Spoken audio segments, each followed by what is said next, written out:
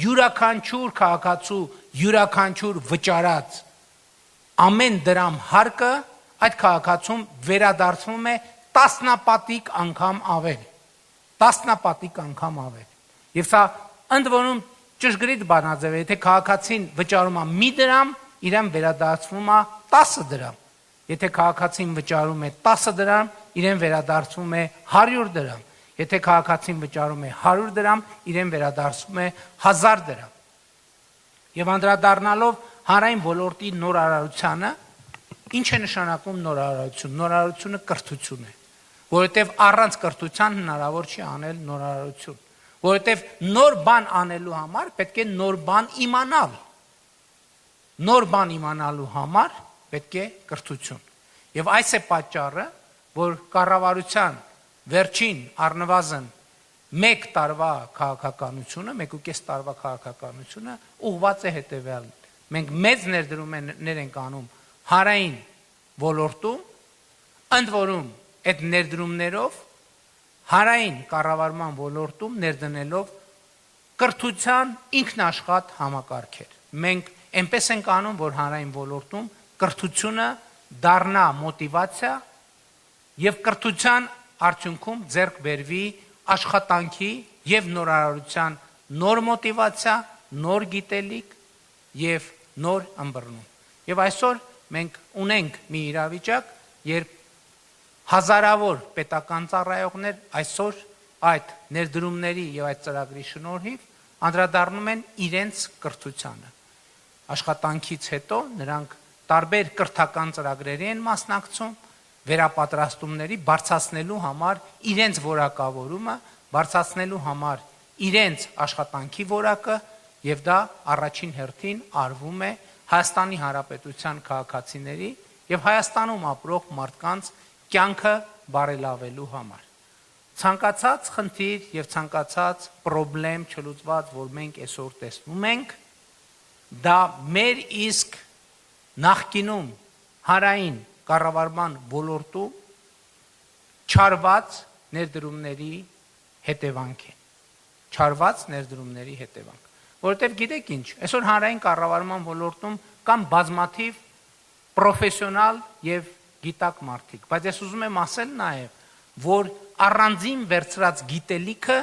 ինքը չի կարող տալ արդյունք, որովհետև գիտելիքը նույնպես պետք է տեղադրված լինի ճիշտ տեղում եւ ճիշտ համակարգի մեջ։ Մի օրինակ կա, որ ամենաշատ տպավորություններից մեկն եմ ստացել այդ օրինակից, երբ որ Միացյալ Նահանգների դեպի լուսին Ապոլոն ծրագրի մեկնարկի համար աշխատել են ավելի քան 400,000 գիտնական։ 400,000 գիտնական։ Սա նշանակում է, որ եթե այդ երկրում լիներ ոչ թե 400,000, այլ 250,000 գիտնական, այդ դարակազմիկ ծրագիրը պարզապես տեղի չէր ունենա։ Մենք իհարկե մեր հազարամյա պատմության ընթացքում երբեք չենք պլանավորել եւ ցավոք այսօր էլ չենք պլանավորում թռնել լուսին։ Եվ դրա համար կա ընդամենը մի պատճառ։ Այդ 400,000 գիտնականի եւ պրոֆեսիոնալի բացակայությունը։ Որտեւ եթե լիներ այդ 400,000 պրոֆեսիոնալը եւ գիտնականը, որը մեկը կարող է բացատրել, ինչու պիտի մենք հրաժարվեինք լուսին թռնելուց։ Ինչու։ Որևէ պատճառ չկա։ Սա այն դեպքն է, կներեք այդ կոպիտ օրինակի համար, 1000 ներողություն այդ կոպիտ օրինակի համար, այդպիսի ասացված կա, չէ, որ ասում են աղվեսի դունչը չի հաշնում խաղողին, ասում է խակա։ Լուսին թռնելը մեզ համար խակա։ Իսկապես խակա։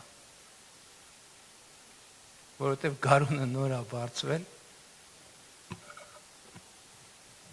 եւ միրգը հասնելուն դեռ շատ ժամանակ կա։ Ամփոփելով ուզում եմ շնորհակալություն հայտնել համաժողովի կազմակերպիչներին եւ ուզում եմ շնորհակալություն հայտնել հանրային ոլորտի բոլոր այն աշխատողներին, ովքեր զբաղվում են իրենց կրթությամբ, ովքեր զբաղվում են իրենց պրոֆեսիոնալ մակարդակի շարունակական բարձրացմամբ,